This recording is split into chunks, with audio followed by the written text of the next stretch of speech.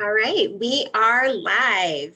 Thank you for joining us for episode 39 of the InnerStrength Empowerment Hour. And my name is Lori DePietro-Standen. These are my lovely and amazing coaches, Joanne and LT. And keep in mind too that we are on YouTube. All of these episodes are on my YouTube channel. And you can listen to them like a podcast. Most of the things that we do don't require you to actually watch. You can just listen. We've only done a couple of episodes where we're doing visual displays. So, if you're a podcast person, you can definitely listen to this on YouTube if you would like. So Starlyn is online. Good morning. I see Susie is here. Good morning. So thank you to anyone who is joining us online. Either live or for the replay. We always welcome any comments, any questions, and we also go back and look later on for people who are doing the replay. Hi, Linda. So we have, all three of us are super fired up today, so buckle up. We are talking about the standard American diet, which is some serious BS. And what happened to all of us, that, this started with my story, but we all have this same story. And the thing is, so does every woman who comes into my program. And the more women I talk to, the madder I get about our system and how it is destroying us. And it's not just destroying women, it's destroying men's health. It's destroying now children's health. Yes. So the standard American diet, I'm just going to start off. Kayla says hello. Hi, Kayla. Susie says happy Friday. Yes, TGIF. Yes. This has been a week, y'all. I'm ready for Friday. So I want to start off with some statistics that the standard American diet, basically what that means is what we're eating as a whole. And that is about 70% processed foods. Okay, so your pastas, your pastries, your scalloped potatoes in a box, your breads, all of that stuff that we eat, your chips, everything. The processed foods, it's about 25% animal products, meat, dairy, and eggs, okay, and fish. And it's only about 5 or 6% fruits and vegetables. Okay, so that's what the standard American average person is eating. And I can guarantee you that you're eating closer to that than you probably think. Most of the people I talk to think they're eating healthier than they are. I did, and there's a reason for that. And we're going to talk about that today. It's all about marketing and something they call a health halo. So we're going to talk today about how they are making us think that what we're eating is way healthier than it is. But before we go forward, I want to talk about actual world statistics and where we stand in that. So the US is the sickest and fattest of all of the developed nations. We are the second in the world in childhood obesity. We lead we're the second ones. The highest actually is Greece, which is interesting to me because they're always talking about how the Mediterranean diet is the way to go. They lead the world in childhood obesity.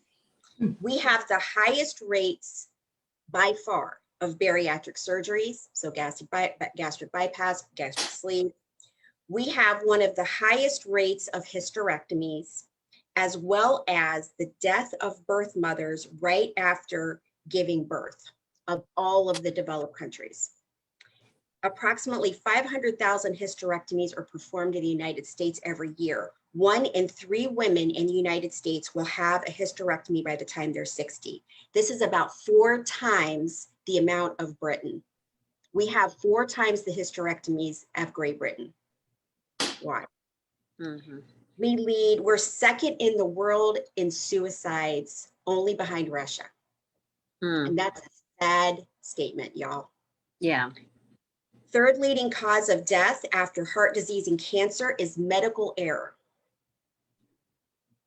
So we're depending on an industry that is inherently unsafe to help us, that has no training in nutrition. The average doctor has less than 72 hours of training in nutrition in their whole career. And that's the third leading cause of death. More infuriating then the fact that it's the third leading cause of death is, if you look up what the leading causes of death in the United States, it's not listed. You actually have to look up how many people are killed every year by medical error to find that statistic. So you wouldn't know it unless someone told you that. We have the highest by far. We are in Alzheimer's, our Alzheimer's cases in the United States are approximately 10 times that of any place on earth. 10 times. If you look at, I looked at a graph chart. So here's like the next country and here is us. Like it goes down that much. We are in serious trouble. In the United States. I know when I was, growing up, so I'm 51, I remember a distant relative who had Alzheimer's, and now it is an epidemic. Yes. As is like ADHD, right, with your kids. So I want to talk about, too, before we really dive into this, one thing that is the cause, which is government subsidies.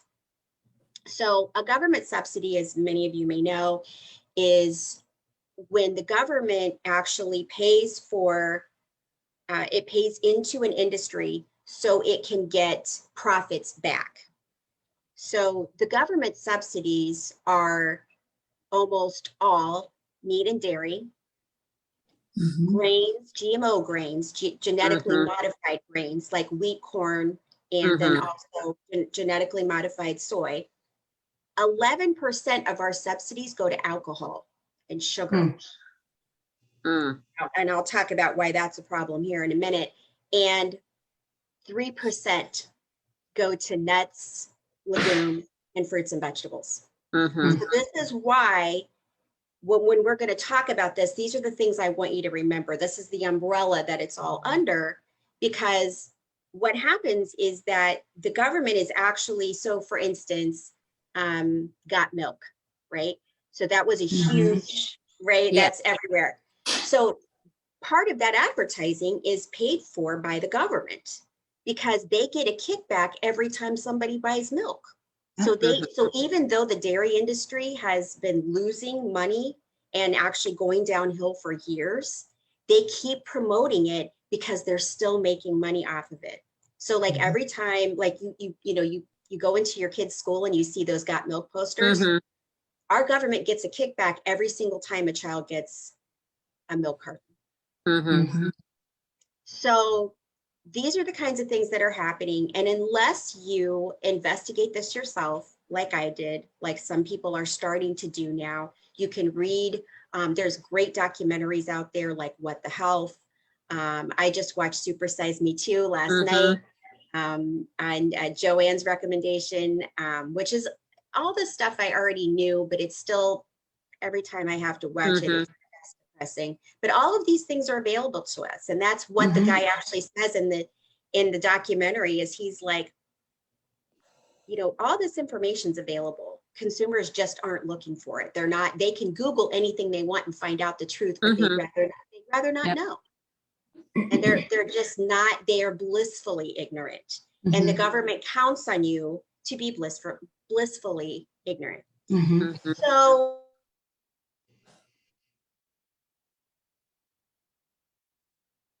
that we all think we're eating healthier than we are is because of these health washing and halo effect. And I know, Joanne, you actually talked about this. Do you want to explain what the halo effect is to the people who are watching?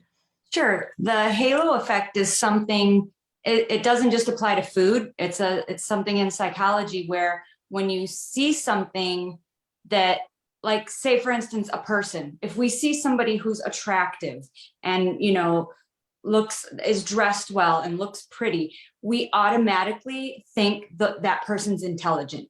We automatically think that person's got their life together. Everything's great about that person. Well, what happens is, and that may not even be true, it's just our perception of where our brain goes. The same thing happens with marketing and food labels. If they put a name on it like country crock, or, like these names that we get these warm, fuzzy feelings about, it doesn't matter what load of crap is in the food. We automatically go, that brings me happy feelings. That must be a great product. That must be a product that's going to make my life better. And it's completely the opposite and quite malicious. So some of the words that they used in the documentary that I watched is all natural. Mm-hmm. And these are words that technically, like in a legal term, they don't mean anything. They mean nothing. They mean nothing. So they don't have to reach any standard really to be able to say any of this. All natural, free range. That doesn't mean anything at all. That just means your chickens, there's an open door somewhere, and they only have to have access to the outdoors. It doesn't mean it's a pasture. It can be a 5x5 area of outdoors. And even if they never go out, it doesn't matter. They are free range. Artisanal. How many times have I seen that on every freaking sandwich in America? And the breads, yep. Doesn't mean anything. And also they talked about if you wrap it in brown paper, if you put green lettering on it. Yep. And also when you're looking, so if you go to McDonald's and you're looking at the menu and your fried chicken sandwich is shown right beside a salad, in your mind, you're eating at a healthy place. And so you're eating healthy, whether you order that salad or not. You can order the fried chicken, but you feel healthy because here you are in a healthy environment. Right. It's, and this is all psychology, you guys. This is how they get you, is that they know this stuff. They are deliberately playing it against you. Just like LT, how many times have you talked about impulse buying at the checkout line? Yeah. They know us, am I right? They know that you're going to get there, and they also know that you're going to have your kids in the buggy who are going to be begging, and you want to quiet them down, and that's going to quiet them down. Right. And that's why they put, if you go through the cereal aisle, all the kids stuff, the Lucky Charms are on the bottom, because they know your kids are walking by going, oh, I want this. Eye level. You know, the Reese's Cups cereal now, are you freaking kidding me? Right. And the end cap displays, because you're going to spend more time as you're turning the corner of the cart, because it juts out just a little bit more. And even the Olympics going on right now, you know, the commercial, one of them was for Oreos, that they're a sponsor. And you know, these premier athletes at the top of their physicality are no more eating an Oreo than me and you are right now. I mean, come on. I cannot remember which year it was, but and maybe they still do, but McDonald's was sponsoring the Olympics. Yes, and Coca-Cola is a big sponsor too. What the hell? You know this is not. Can you just see these athletes putting down some Oreos and drinking a Coke? I mean, come on. No. And even things like Subway. How long has Subway been around, and you think it's healthier? Yes. If you look at their calorie counts, their fat counts, the amount of preservatives that they have, yes, it's no healthier than going to McDonald's. And they get professional athletes. Yeah, that's right. They've gotten all these professional athletes to sponsor them now that they've gotten rid of their pedophile. So that's right. That Jerry. know, yeah, that's a different episode, yo. But the other thing is, so I know that you two were around when I posted this, but I think it was in 2019, the government finally came out and said, you don't need meat and dairy for nutrition. You just don't need it. And it was a shock that they said it. I've known it forever. I mean, anybody who is healthy, I think, has known this forever. But the fact that they would say it, even though they subsidize all of this stuff, and a part of it is because of lawsuits. They get sued for saying things that are healthy, they say, oh, this or that is part of a healthy diet. Meaning you could eat a little bit of this and still be healthy, but that's not what they say. Mhm. And so they came out and said meat and dairy are not necessary. And not only that, but they are harming certain communities. And the reason they said that is because they're of programs like WIC, where they are promoting subsidized products, a bunch of Mhm. processed food and meat and dairy to these poorer, Mhm. primarily women and children. Mhm. And so Mhm. we are bringing up in poorer communities as well.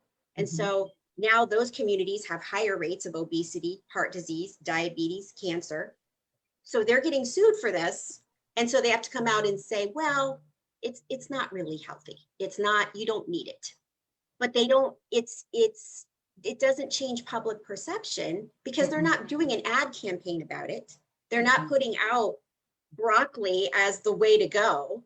They're just Mhm. kind of putting out a little statement Mhm. like, yeah, this isn't, we're going to Mhm. cover our ass by saying this isn't really healthy, but hey. So, but meanwhile, and Kayla says, I worked at Subway for years when I was younger, and all the meat comes in huge bags, so processed. Mhm. Very bright. He Yeah. said, eat fresh, LOL. It's not fresh at all. Yeah. But you think it is because That's their your tag. lunch meat is sitting Mhm. Yeah. there beside some lettuce and some cucumbers. You're like, okay. It probably Mhm. doesn't even need to be refrigerated. It's probably shelf stable. Oh, right. Well, we know the bread was found to have some kind of rubber in it. There's a compound Mhm. that you Mhm. use to make rubber in the bread. That was a whole big thing, along with the pedophilia a little bit while back. Mhm. Um, but how do you guys? So one thing that we've talked about, though, meanwhile, while all this is going on behind the scenes, right? And the public is not paying attention because we're just trying to get through our lives, right? Traditions are being formed. Mhm. So what kind of traditions have you guys grown up with? I mean, how are you guys seeing that play out? And even with your clients? Mhm. When I can remember even when my kids were little, they always wanted to go through a drive-through because they wanted to get the toy and they wanted to get the French fries, and then that leads to wanting to get if Chick-fil-A or something did the books, they didn't want the book. You could turn that in and get the ice cream. So it became one of those little special like treat type things. But then when you're a busy mom and on the go and trying to get them from point A to point B with an activity, it kind of becomes a fallback because they can, that you can eat it in the car very quick before their little practice that they're going to, and it becomes expected. And then you think, well, it's not very expensive. And that's the other trap. I am just astounded how cheap some of these junk foods are. Mhm. Like boxes of little donuts or little Debbie's or, little crackers, that's some cheap things. And so I know that people have that perception that eating these fruits and vegetables is so much more expensive, but it's really not. When you're talking about the offset of all these health problems that you're going to get from eating that way. Yeah, Mhm. and it's artificially cheap because of subsidies. That's Yes. why it's cheap, because if they were pouring that same amount of money into fruits and vegetables, those would be cheaper. Right. Mhm. And not that they're horribly expensive. That's the thing too. There's this misconception about eating plants anyway, that it's super expensive when it's actually, I think When all it's three of us can agree, it's saved us money. That's right. And when I think about the number of times that I have thought about the high price I have paid in my life for eating these cheap foods, because it was a high cost and it wasn't just Mhm. monetarily. I mean, it cost me up here, it cost me, there's just so many disappointments that I've Mhm. had of it. And it goes back to that. I Yeah. want to say too, real quick about Chick-fil-A. So in this, Super Size Me Too, they actually got a hold of the ingredients to the Chick-fil-A chicken sandwiches, the fried chicken sandwiches. And like the third ingredient or something is MSG. Yep. And so MSG is addictive. And so that's what they're talking about. Like they're hopping us up on MSG. That's why everybody loves this so much. So there's this whole health halo around Chick-fil-A, right? This whole Mm-hmm. wholesome goodness BS. And it's actually just a bunch of freaking chemicals and nothing different than anything else that's out there, much Mhm. like something like Subway. Mhm. Tina says meat is expensive. Kale is never $8.99 a pound. So that's the other thing is right now, meat is super expensive because Very. if for anyone who doesn't know this, again, this is a separate, I could go on all day about this. this is a separate thing, but our pandemic was caused by meat consumption. The fact that we farm animals is the root of all of our pandemics. So look it up. And that's why they have a pandemic response team. What they're doing is they're monitoring all these factory farms and live markets and all these things that are going all over the world, because that's where the pandemics start. Mhm. And that's where these superbugs start that can jump from animals to humans. So that's in addition to everything else that we're talking about, is the fact that we're in this mess with COVID because of animal agriculture. And people that live near that, and how sick they've become, that live near these animals, you know, that was on one of the documentaries too, in those surrounding areas, just the astounding rates of And cancer. they take advantage of that because they do it in poor communities with people who can't, they don't think these people can fight back, and they usually can't. So this is where they spread that poison. Animal pollution, right. Tina says, Holly and I were talking about Chick-fil-A last night. The additives make it addictive. So sad. Yeah. And in addition to what LT was saying about how they, the people who live around these processing plants have so many health issues from the overspray and the just the air quality from all the processing that's going on in the plants. The thing that really shocked me was, you know, I know a lot of people are like, oh, well, you can eat animals, you can whatever. That's a whole separate show too, about animal cruelty and all of that. The people that work in these processing plants, the injury rate for these people, losing arms, losing hands, losing, you know, the quality of their lungs, the lung health problems that they have over time. And that is astounding to me. Like that almost shocked me more when I found out how many human injuries there are in these processing plants. Because they're so pushed to be faster, more, bigger, better. And and again, it's preying on the people in the low income, low educated communities, because that's who works at these plants. You know, it's a lot of the underserved communities that they put these plants in these neighborhoods. And I live right outside of Chicago. Where do you think all the meat packing plants are? I mean, that's where it all started, and in that area. And you know, they're preying on Columbus, this. Ohio. I mean, this is because they called it the test market capital of the United States, you know, because we're not a healthy state, y'all. No, and nobody's going to speak up and say anything because they don't know. They just don't know. Right. And so, and also, you know, what we see all the time with women who, I mean, and I've experienced this, is like someone put in the group, like she had a plant-based catering company come in and cater something. And people were like, ew, it's vegan. This whole meal is vegan. And she was like, y'all, it's fresh fruit, hummus and crackers, black bean salad, and an oatmeal cookie. And then the people were like, oh, okay, well, I mean, I eat all that. But that gives you, so what they've done with all this marketing is make it un-American to eat plant-based. Like if you're a real American, it's about the unhealthy foods, the apple pies, the hot dogs, the hamburgers. And if you're not doing that, then somehow it's a moral failing. That's right. Somebody else in our group had posted that they brought snacks to one of their kids' games, and the mother-in-law said, I don't want to eat any of your weird vegan food. And she's like, it's grapes. That made me laugh out loud, because you know that really is such a misconception. It is.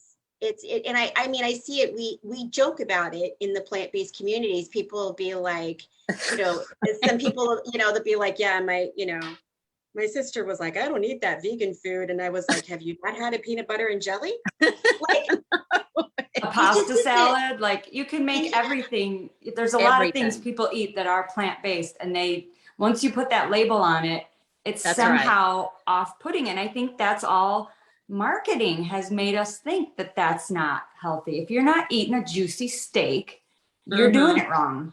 Right. And when our government is subsidizing that and putting that out as, the somehow it's like the American dream. This is how you live. Right. I remember the when- low fat craze in the early 90s. Yeah. Oh my gosh. Everything said low fat on it. And I remember just gaining weight because I was buying the low fat stuff. That's back when I was doing Weight Watchers a lot. My Snack mom would wells. buy those yes, the intimate and the snack wells, and she would buy an intimate cake and eat because it's fat free. She would sit there and eat the Yep. whole thing. Yeah, you're gonna get Yep. skinny eating that fat-free cake. Right. I know it. It's crazy. I know. And people that put gluten-free on stuff that didn't have gluten in it to begin with. It's just another little draw in. Yeah. Yeah. Somebody said they went and bought potatoes or something at the store and it said gluten-free on the potatoes. Like, aren't they already I know. gluten-free? Right.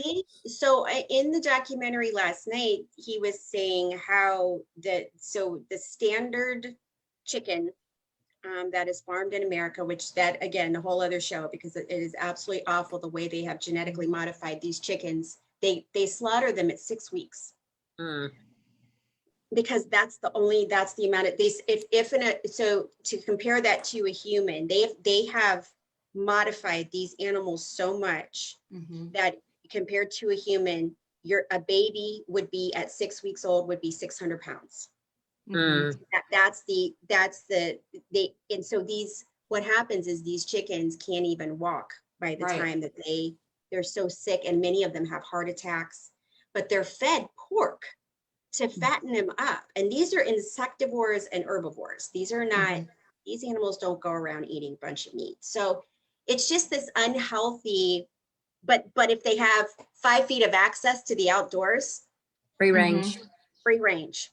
But you can go to Costco and get a chicken that's as big as a 17-pound turkey for $4.99 and That's feed your it. whole family for 2.5 days. Like On that rotisserie. That's right. that rotisserie chicken. And who knows what chemicals they put in it, but just the size of the chicken alone, if a normal chicken is supposed to be around 3 pounds, these chickens, I mean, they're like the size of a turkey. That's just, and I think people don't know that because they think I'm getting a great deal for $4.99. I can get this chicken That's and right. it's going to last. And it's not actually chicken. It's like he's got the super serum or something, it's not normal. Right. Well, and these pizzas for $5 that will feed, that's what it is. It's this cheap food. And it is such a menace to prey on people that don't have as many means, because that's why they're going it for, they think it's a value. right. The And it's $5 such a foot long. Yes. All of these. So we Right. got several comments. Anna says, a friend just told me that I'm putting the meat packers out of work. Good. I think. Tina says, snack wells, ugh, for years. Yes. Starlin says, I bought so many of those Costco chickens. Oh, I did too. Yep. Tina says, in Hawaii, chickens are wild. They're beautiful, colorful, full of feathers, and small. My husband said, see, that's the size of a real chicken. That's right. So yeah, I mean, but the average American, and I don't even think, I'm not here to shame anyone about the fact that they don't know this stuff, because most people are just trying to live. They're just trying to live their lives. Yeah. They're not, and they go to the doctor, right? They feel like I'm being responsible because I'm going to the doctor to see what's going on. And the doctor's not really, they're giving me pills, they're giving me procedures, they're giving me tests, but nothing's really changing. And so I guess this is just the way it is. They don't dig deeper because at some point they feel like they don't have the energy to dig deeper. And our diet industry plays right into this because it plays into your food addiction to the standard American diet. So the other thing we've talked about is the bliss point. We eat about 70% processed foods. All of those processed foods are put through something called the bliss point. It's clinical studies to see what the exact amount is of salt, sugar, and fat that will keep you addicted to that stuff. Completely legal. They don't have to tell you about it. And this starts when we're, like you said, LT, it starts when you're little, because this is who they're marketing to, for one thing. They're marketing, they used to be able to market Happy Meals to kids. And I think that that's illegal for them now, which is why you don't still see those advertisements. But still, they're marketing these sugary cereals. They're marketing, crazy Mm-hmm. drinks and just all kinds of just really nasty stuff. And we Mm-hmm. are busy. So we're taking our kids through the drive-through and we're, Yep. you know, we're eating a lot of processed food and we're like, okay, I'm just going to throw these these frozen chicken tenders in the oven Mm-hmm. because Yep. so it starts when we're little, which is why we have kids as young as 3 presenting with heart disease. Mm-hmm. Kayla says, I told my doctor I went plant-based because he asked what I'm doing different because my blood pressure was better and he didn't say one word. Mm-hmm. He's not, because I'll tell you what, Kayla, my guess is he's not educated enough to know what to Mm-hmm. say, which is sad. It's and again, even though I do blame him because he's a physician and he needs to educate himself, I'm positive that what he went through in his schooling, there just wasn't in the training. That's not what he's trained in. Yes. And So, my doctor praised me for mine. So I was thrilled at that because at my last checkup, she said she wanted to commend me on having my act together when the world was seemingly falling apart. That was her quote. And, you know, she had tried plant-based before, but it was just hard for her is what she told me. But she was really a proponent for that. So that's the kind of doctor you want to look for. and that happened to you too, Joanne, right? Your doctor was. Well, the comment my doctor made was, and I had been going to him for 10, 12 years, complaining of fatigue, dizzy spells, being overweight, joint pain. I mean, migraine headaches, like every single thing that now I don't have anymore because I went plant-based. But the last time I went to him and we were going down the list and I'm like, nope, don't have that anymore. Don't have that anymore. Don't have that. And when I had gone to him, I was 40 something pounds lighter. And he's like, well, what happened? And I said, well, I went plant-based. And he's like, well, I always knew that was the right answer. I've always known all along, you know, I've always heard that that's the right way to go, but I've never, and I'm thinking to myself, what? Like, do you know how many pills I've taken? You know how many MRIs I've had, how many blood works I've had? Everything's like, oh no, you're fine. Meanwhile, I'm sitting there feeling like I'm on death's door. And you couldn't have told me 12 years ago, you always knew that a plant-based diet was the right, you could have just mentioned it. That happened to another one of my clients. She was scheduled for a total hysterectomy because of years and years of awful endometriosis.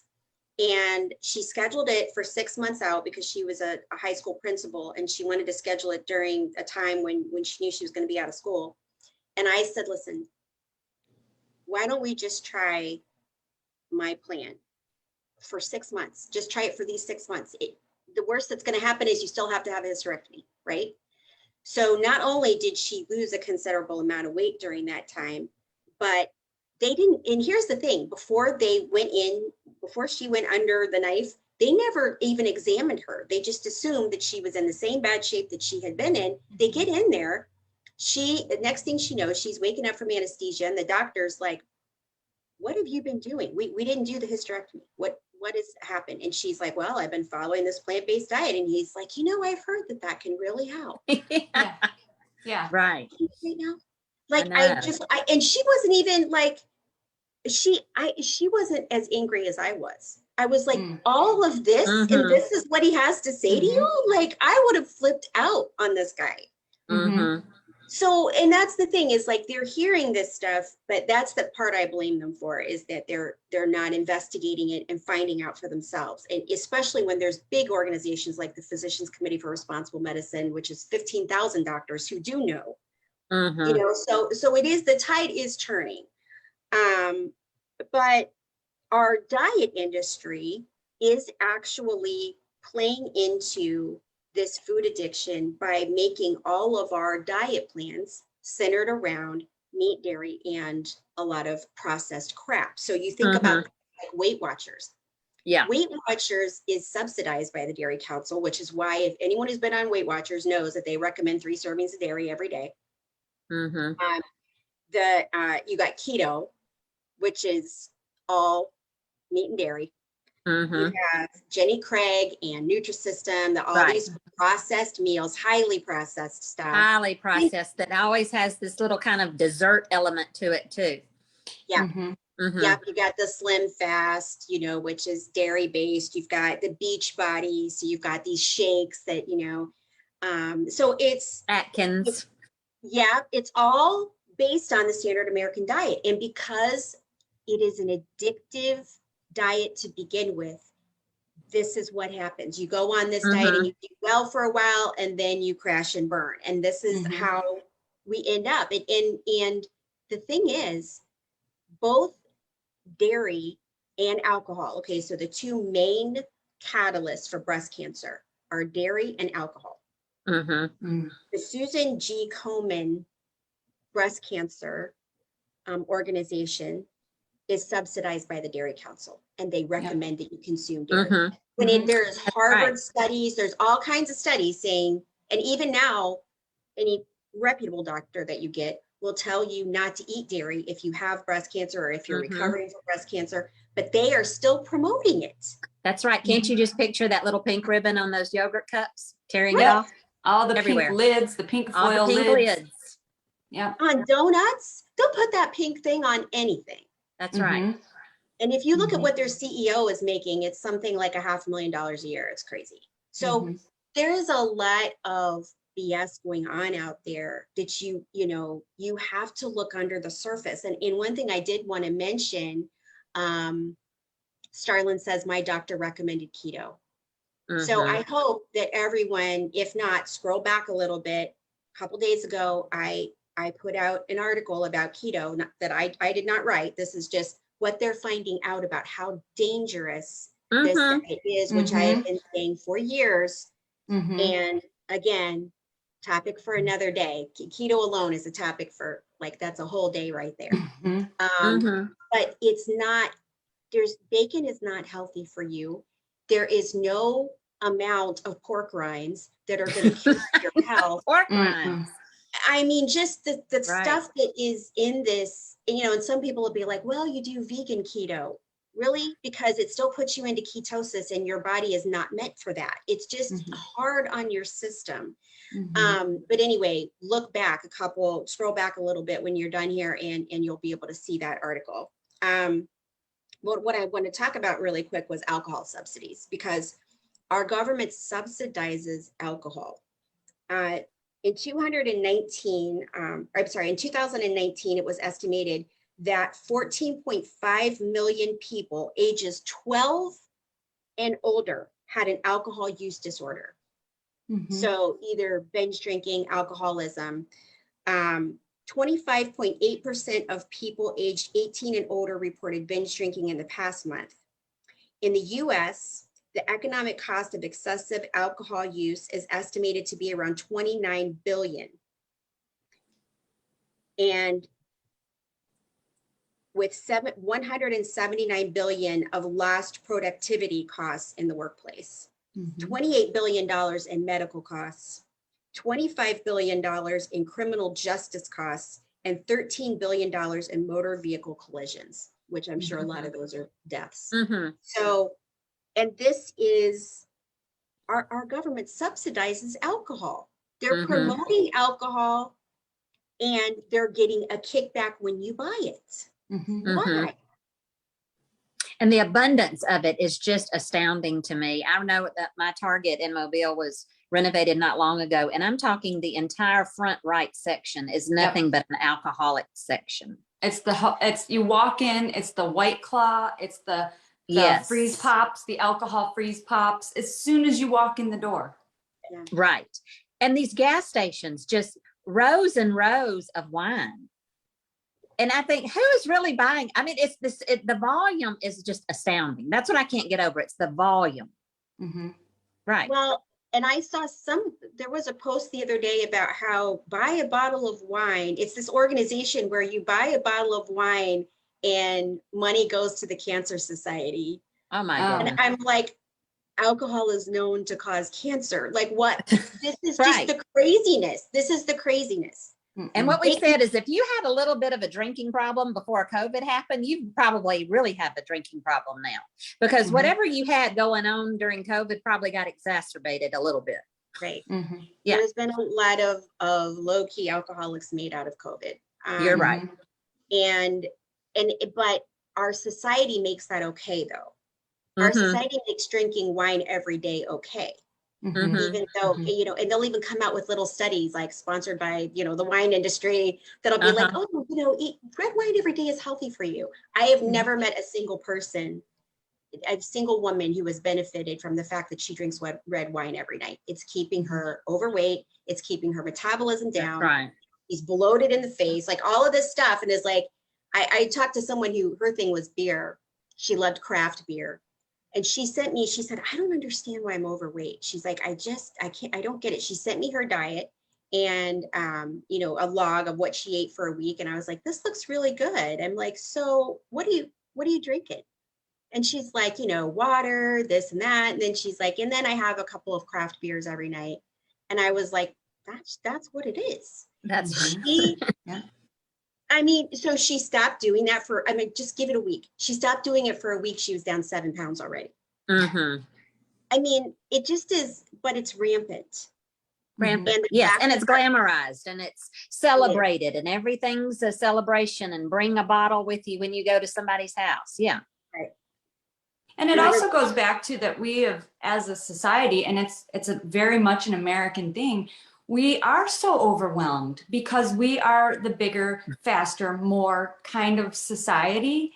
And Mhm. I feel like that it puts a lot of pressure on people. So people are looking for coping mechanisms. And That's what are your go-tos? Alcohol and food. As somebody was just telling me the other day about the new, and I don't have regular TV, so I don't see commercials, but it was about the Kraft mac and cheese commercial where the mom is trying to get the kid to eat the vegetables and the healthy things, and the kid's just putting up this huge fight, and the mom's chasing the kid around the house with the broccoli or something, and the kid's just thrown down. Well, the mom just gives up, basically just gives up, which it's telling us it's okay to just give up, and gives the kid a bowl of mac and cheese. The mom's relaxed, smiling. The kid is happy eating the mac and cheese. I mean, what Yeah. kind of messaging is that? It's Right. like, okay, mom, go work yourself into the ground and you don't have enough energy to give your kid healthy food, and you just give up and give them this processed crap, which Mhm. I've been there. I've totally been there. I've done it. Absolutely. And it's And just the marketing. Once you understand how the marketing is getting in your head, if it doesn't infuriate you, you need to stop and look real close at how they're brainwashing you, because Right. it doesn't have to be that way. Don't Yeah. get that angry, LT. I know it. My phone just about took a nosedive. I've seen that commercial. And the Oh. other one that infuriates me every single time it comes on is one for Fiberful. And it's this woman talking, and she goes, you know, it's so hard to get enough fiber through our food alone. And I'm like, like you can't get the fiber. Do we honestly think that we evolved or we were designed in a way that we can't get fiber unless we take a gummy? What? Right.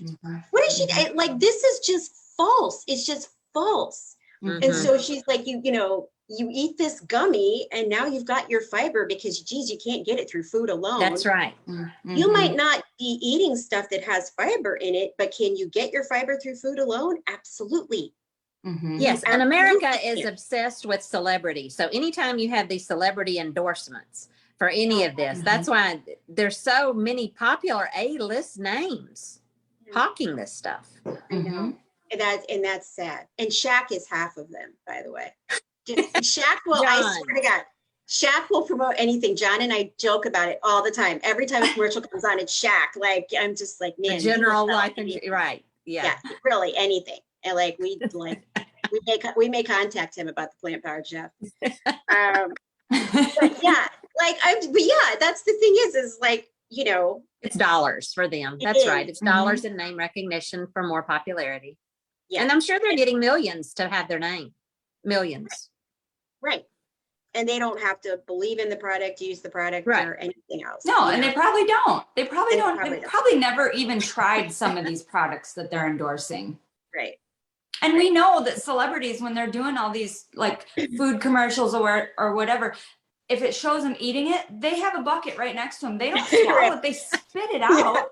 They don't actually eat this food. So it's just, it's infuriating when you think about how brainwashed we've become. And the results of that are lifelong medical problems and dependency, medications, Mhm. procedures and tests, food addiction, and all of that leads to yo-yo dieting, right? Because you put on the weight, you're going to do this diet, whatever it is, but then you lose the weight, and because you're still on some form of the standard American diet, you're still food addicted, you gain the weight back plus a little more, and it just keeps going. And in this country, once you reach 40, that's about it for you. That's when people start posting on my timeline like, well, now I'm at the age if something drops, I don't even bother to pick it up because it's too much trouble. What, dude, you're 40. All right. You're not 85. Your life is probably not even half over. What the hell? Like, but this is what we do.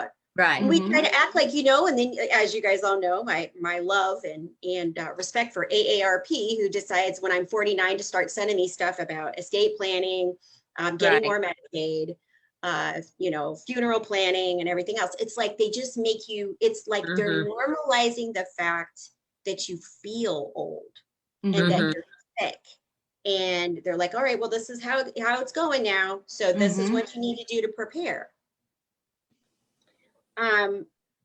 So all of us have been able to get out of this, and the women in my program, which is so exciting, through a plant-based diet. And that is, while it is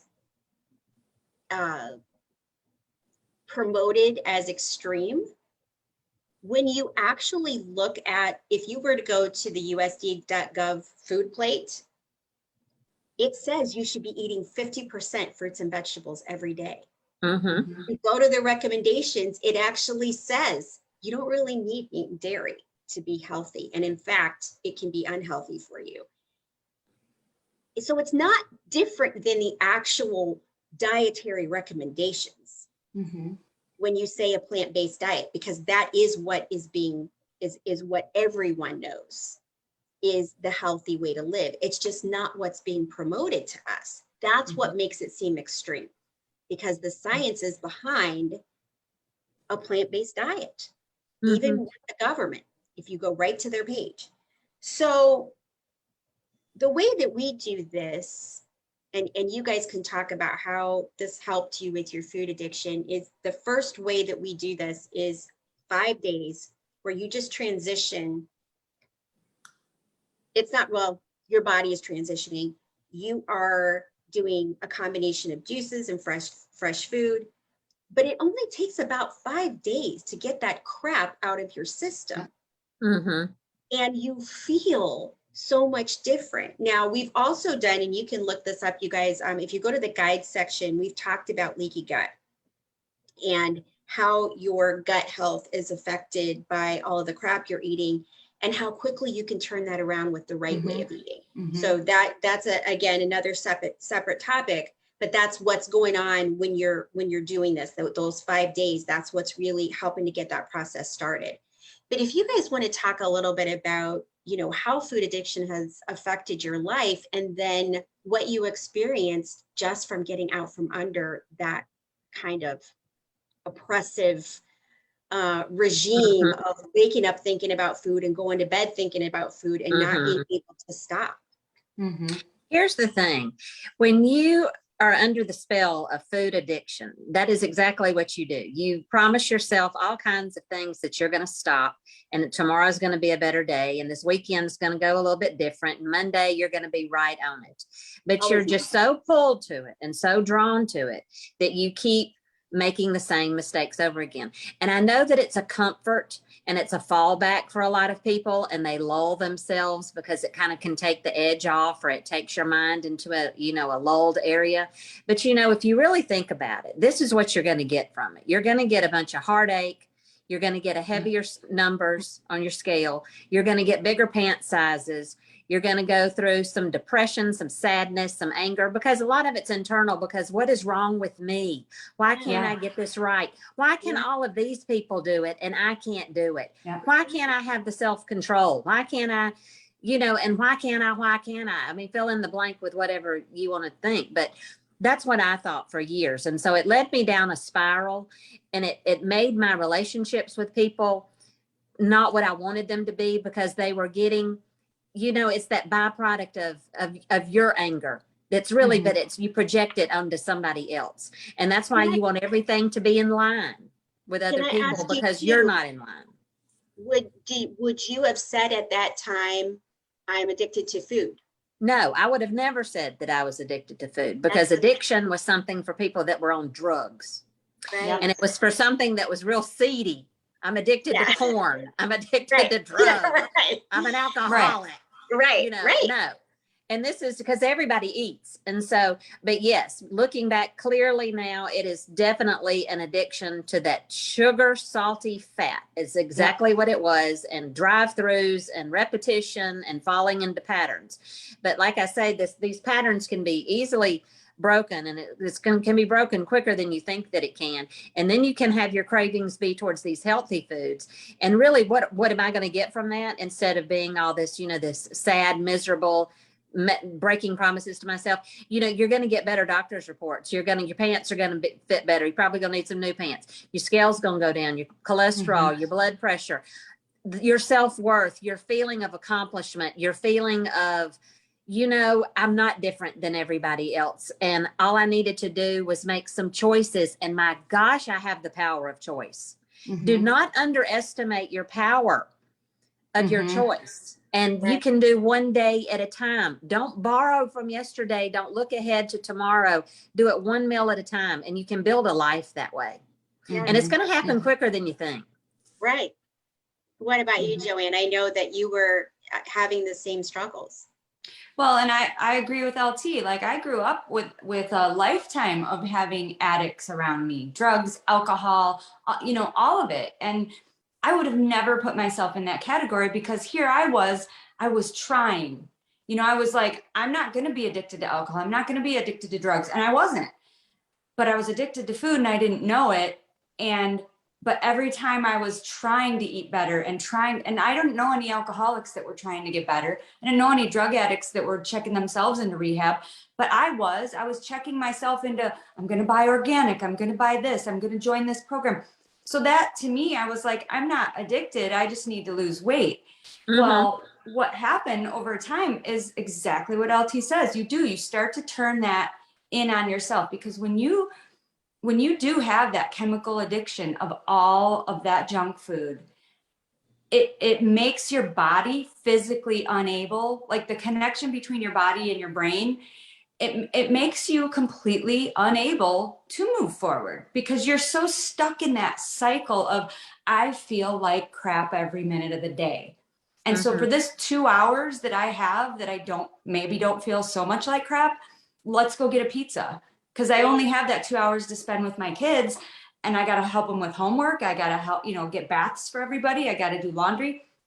I don't have time to cook. We're going through the drive-through. So And I think Starbucks actually to get the caffeine to get you through it. every morning, and the egg McMuffin, because I didn't have time. Once you taught me about the bliss point, I was creating my own bliss point, because I was going to Starbucks and getting the mocha latte.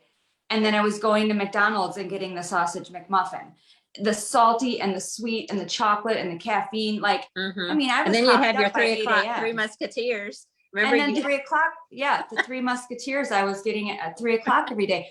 Like, what was I doing? Like, seriously. And I never would have admitted that I was addicted, but here I had a constant chemical supply coming in my body. It was like Weekend at Bernie's. I wasn't alive. I was just like, these chemicals were just keeping me moving. And, it's a bad cycle. And once you get out of it, after that 5 days of when you start to feel like the fog has been lifted, you're just like, oh my gosh, like, wow. It's incredible, really. Then the shame and the secrecy. And that's the one thing that I've talked about a lot, because you realize that something's not right. You know that I'm not calling it food addiction at this point, because I didn't know that. I mean, that's what it was, but I wasn't saying it. But you know that it's not right. And so that's when you start hiding from people. And because it's too embarrassing to eat in front of people, even though the telltale sign is on your body. So it's hiding in plain sight, as I like to say, because you're not fooling anybody. I used to eat, donuts in my car. Yeah. I would eat a whole box of Krispy Kremes and throw away the box. I mean, it just That's right. And the way I would make myself feel better about it is I'd leave one. Instead of eating the whole box, I'd eat all but one. It was just, it's just games you play with yourself. Yeah. Right. But the industry will tell you that you need a 30-day cleanse, and you need you know, you need like a chemical cleanse. You need to buy all these supplements and all this stuff. When actually, what I do is I have women doing real food meals, fresh juices for 5 days, and they actually like Joanne says, like all of a sudden you like wake up on day 6, it's like coming out of the fog. You're like, okay, you're thinking clear. Yeah. And your stomach, when you get rid of that constant, I don't know about anybody else, but I could imagine like not having your stomach be bloated till you look 9 months pregnant is a feeling I had not felt in 20 years. And on day 6, when I was like, I can button my pants. Like just that alone. Someone in the group post that. Who was that? Someone like, in the well, group. Everybody. Well, right. But there's someone just happened a couple days ago. But yeah, this happens a lot. And I was the same. I tell people all the time, like people used to ask me if I was pregnant because I was so bloated. Yeah. But then we move into eating healthy and just basically relearning how to eat, how to put a meal together. And it is so much easier than you think. To go from every day going, okay, what am I having today? And deciding if it's chicken, steak, or pork. That's right. To actually like putting together quick and easy meals that are delicious. And that's why you have all these recommendations about stocking a kitchen and stocking a fridge, and it's 15 minutes, and all these plants typically go well together. And then you've got this cookbook that's, you know, quick, easy recipes. My gosh, how many times do we post recipes in this tribe that you're listening to now, the 15-minute meals and the quick recipes. So, and then now they've got the meal delivery service if they choose to want to do that. That's all vegan and gluten-free. So there's just so many options. And there's, like we have said so many times, you're going to get so many varied food products compared to probably what you're eating now. Yeah. Way different. Way more choices.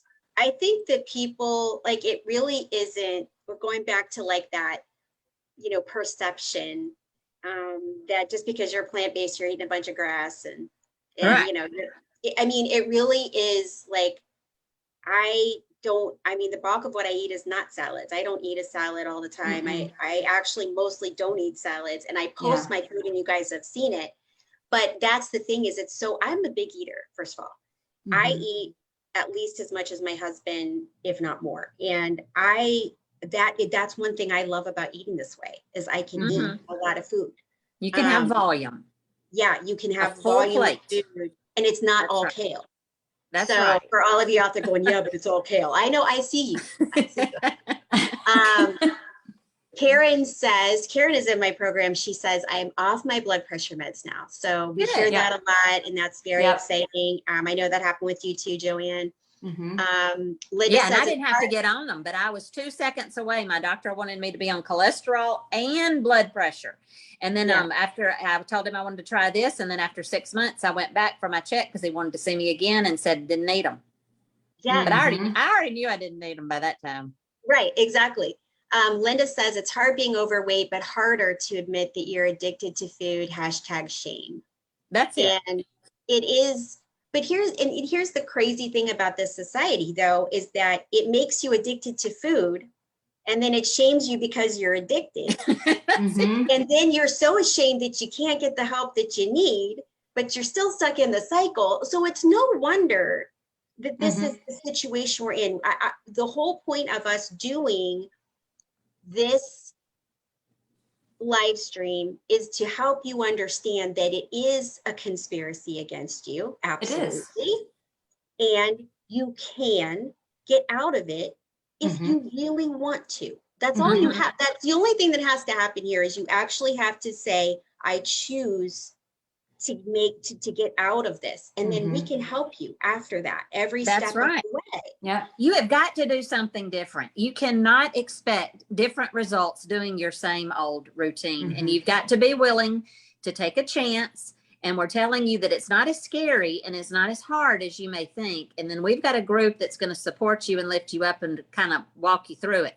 So that's the thing is Yeah. that it's the unknown, and I know it's the unknown. Yeah. But once you start doing it, you're thinking, why isn't everybody doing it? You'll come And why to didn't I Mhm. do it very sooner? quickly. That's Why, it. that's the thing I hear over and over again is the only regret I have is I didn't do it sooner. If I Mhm. could just go back. Right. We could have saved so much my LT on our 26 programs. Me on my, like we're talking about hysterectomies. How many rounds of IVF did I do? And there was nothing wrong with me. You know how many surgeries I've had, exploratory testing, all to do with fertility treatments. They never came, it was diagnosed as unexplained infertility. Well, hello, if I would have just stopped eating crap and had no inflammation and gotten gluten out of my body, Right. I probably would have saved hundreds and thousands of dollars. Right. Yeah. And You that's know? the thing for those people who are listening. Dairy and gluten are the two Mhm. main things that are tied to, reproductive issues. Mhm. And the other thing is we're coming up on the holidays, and I know people are thinking, everybody wants to do this after the first of the year, right? Because you start That's coming it. up on the holidays, you want to enjoy your holiday. Listen, I eat Christmas cookies. Mhm. We have amazing spreads for Thanksgiving and Christmas. We are not deprived. There are Mm-mm. ways to make your favorites into your plant-based favorites. Yeah. They're really, like I said, I still am having stuffing. I'm still having those yams. I look forward to Thanksgiving all year. I'm just saying. Mhm. The cranberry relish, all of these things. And they even have now these really delicious meat substitutes if you want something instead of the turkey. Or you could start a new tradition. And Joanne, you said you started a new Thanksgiving tradition. And because my husband always has said, like, well, does anybody really like the turkey anyway? Like, does How anybody about like the sides? it's all about the sides. If we could just get real for a minute, it's all about the sides, and we know it. So we had our sides only Thanksgiving last year, and we actually adopted a turkey. So 2 years in a row we haven't had a turkey, but this was the first year that we adopted a turkey, and I made a turkey shaped relish tray, and he was really cute. He had like little carrot wings and all this stuff, and it was really cute. But we adopted a turkey through Farm Sanctuary. Her name was Jackie, and she had been saved from a factory farm, and now she lives at the Farm Sanctuary in New York City, or in New York upstate somewhere. And you get a little certificate you can print with her picture, and next to our table I taped her picture up, and I was like, we're honoring Jackie today because she's living her life as the best turkey she can be, and we're having the best food we've ever had because it's all about the potatoes and the stuffing. Right. It's dairy, everything's dairy free, and we don't feel like garbage and have to go take a nap after it. You can start new traditions, like we all, like taking a walk as a family or doing a turkey trot the morning of Thanksgiving. That's our tradition now since we've been doing this. Is I love the Macy's Thanksgiving Day parade, so we usually record that.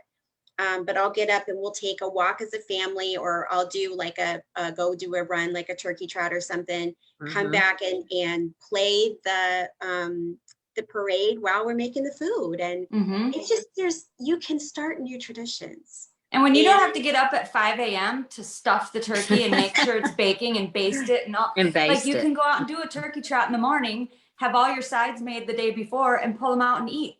Like that's it. That's it. Lots of energy, feeling good about your choices, feeling like you've made an accomplishment, feeling like you've turned a corner. I mean, that's what it is. It is. And you don't have to lay down and unbutton your pants. And talking about how good the food is, like one of my daughters loves chocolate pie. So for the past, I don't know, 5 or 6 or more years, every year I've tried to make a new chocolate pie because we never could find one that everybody kind of agreed was like, ooh, that's the best pie we've ever had. They've either not set up right, or they've been, get watery or whatever. So every year I've tried a new chocolate pie recipe. This was the first year that I tried the chocolate pie with a new plant-based recipe. It's the one we all love. Like it's the one that I should have been making all along. Who would have thought that instead of putting all that milk and sweetened condensed milk and all the other crap I had been using, I used a can of coconut milk. This pie, I'm not even kidding, is like the best thing you'll ever taste. You can slice it. It doesn't go bad in the refrigerator. Like, who would have known? I never would have known that. That's the thing is you guys would be really shocked. Well, you guys wouldn't, but everybody listening would be really shocked to hear how easy it is to bake without eggs and Yeah. it really isn't. Some stuff like pancakes, you don't even need eggs for pancakes. I didn't really, I was like, oh, when I first started doing this, I was like, well, what do I use in place of the eggs? A lot of these recipes didn't even have any replacer for the eggs. You make them, they look exactly the same and they taste great. So it's like, there's some stuff that we're doing that you don't even realize that you don't need that for. And plant-based butters taste exactly the same as butter. Exactly the same. Yeah, nobody is ever going to be able to tell the difference. No. We make our mashed potatoes with almond milk, and nobody, they're like, oh my God, it's amazing. I mean, nobody's like, oh, are these vegan? Like, it's nobody knows. Delicious. Nobody knows. It's and I just got my mix box this week here at the lake from Chef John, and my gosh, Caesar salad. It was delicious. That Caesar dressing, and it had the little croutons with it, and then those meatballs that were just, I mean, the best meatballs. And then that show-stopping chocolate cake. And I'm telling y'all, that was the richest, most decadent piece of cake I've had in a long time. I loved every scrap of it. Yeah, I mean, that's the thing is nobody's starving here, you guys. This is and we're all able to maintain our ideal weight. Yes. And we're not killing ourselves at the gym. Nobody here is doing that. You better believe we're not. You can do this. Yes. So if you, this can be the end of yo-yo dieting for you. Yes. And if you have kids, realize that you can start introducing healthy food to them. We can help you with that as well. I mean, nobody has been more resistant than Joanne's family. And that's a whole separate show. That's another separate show. We've got about 5 other shows that are going to be. But if I could go back and start them when they were 3, 4, 5 years old, holy cow, that would just be a game changer. But it's making a difference now. And it is. Because the more yummy stuff like plant-based chocolate pie that she serves, the more they're coming around like, okay, this isn't what I thought it was going to be. So you guys can do this. And so if you are interested in doing this, we would love to have you in the program, to have all the support you need and help you do this every step of the way, and have your own personal success coach while you do it. So that's right. And I just wanted to say one thing that just melted my heart this week when I dropped my daughter off at college, hugging her goodbye and, wishing her the best and she said, Mom, I'm going to make good choices. And, that's really what I wanted to hear. Yeah. And it's not just good choices, just about what I'm going to do with my time, but she also was talking about with my food, because she's heard me just rant and say that that's where my bulk of my trouble started, was when I went down a road in college, making some poor choices with food, never knowing that for 30 years I was going to be dealing with having to deal with the choices I had made. And I never would have guessed that, but that is what happened. And that's the reality. And so I'm glad that she could hear me now, but you're right, Joanne. We would love to go back when they're 3 or 4, but at least we're making a difference now. Yeah. And that's the thing is for all of us we're raising this generation we're raising up now is the first generation in history that has a lower life expectancy than the generation that came before it. We can turn that around. And we can help our kids make healthier choices. But the first thing that you have to do, you got to put your own oxygen mask on first. And so we can help you do that. And we would love to have you. So if you're interested in joining the Plant Power Army, you can contact me or Joanne or LT. We'd be more than happy to talk to you about that. I hope this information has made a difference for you, whatever impact it's made on you. I would love to see your comments. We will come back and check those, whether it's live or with the replay. And we just thank you so much for joining us. And we'll be back with about 5 more episodes to branch off all the topics that we talked about today on our next episode of the InnerStrength Empowerment Hour. So have a great weekend. Bye, guys. See ya.